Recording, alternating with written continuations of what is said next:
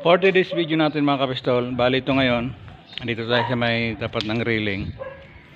Bubutasan natin yung ating ginawang panel na 7 piraso. Pero bagong lahat, sa mga hindi pa po nakapag-subscribe, please subscribe at paki-like and share po para lalong maraming matuto o mengganyo magpagawa ng ganitong case. Ano? Tara, intro mo natin yan.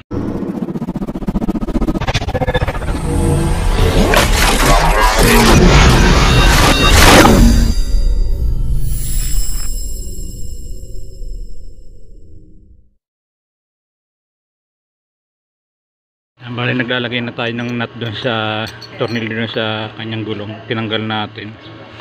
Ayan. Papasok lang natin sa ganyan.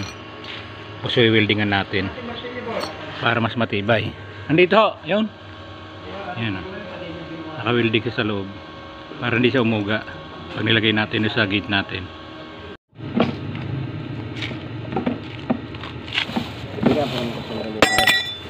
Pagkain ko lang sa babaw. Ay siya, huwag na, may sakit pala.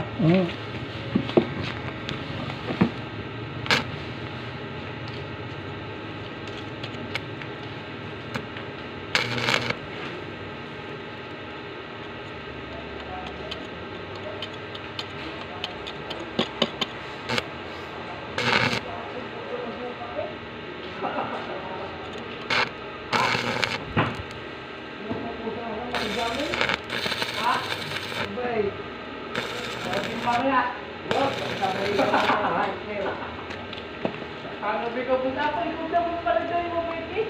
Pag walang tumpak. Sinasabi ka, Utgar. Kaya naman yung sinabi mo.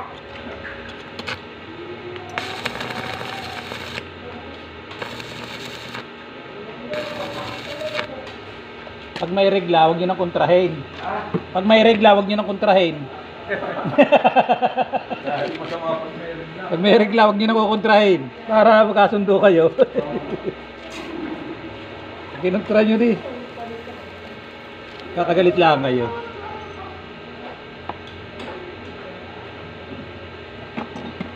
Bali yun, ginangan natin. Yan. Weldingan natin siya. Bali stainless, ano ito? 304 na stainless ito. Mga kapistol, nakapagbutas na tayo ng ilang piraso pang gulong. Ayan. Tsaka ito mayroon to sa taas na kabila lang. Lagusan yan, bolt nya. Ayan. May butasan pa tayong 4. Ay, mga kapistol, na tapos na tayo magbutas. Palito yung materialis natin. Ay, nag-welding na tayo ng unimedya na tubular at naglagay na rin tayo ng sumbayong sa ayan, ganito. Ayan. Bali, dalawa ilalagay natin dito. Ayan. Saka dun para kahit mabuksan. Nag-request kasi si boss na dagdagan doon sa padulo. Hindi okay lang, nagpa-order na lang tayo ng bali kompleto na yan, dumating na yung order nya. Bali 6 na piraso yan na gulong ito. Tapos ito nasa hulog ito.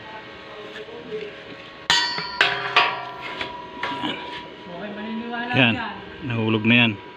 Nasa level na. Kompleto na yan. At ito. Yan. Sa hulog din yung ating run bar na inilagay natin para doon sa gulong niya. Bali ang gulong nito ay 2 dahil ito yung pinakahuli niya.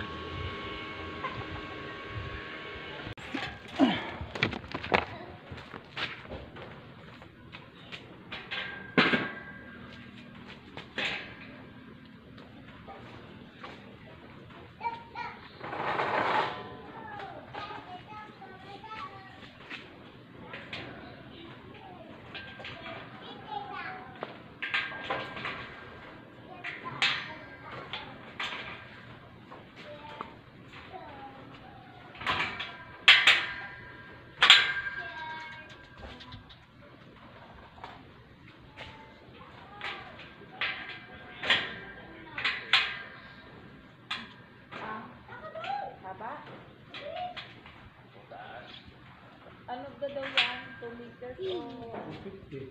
150?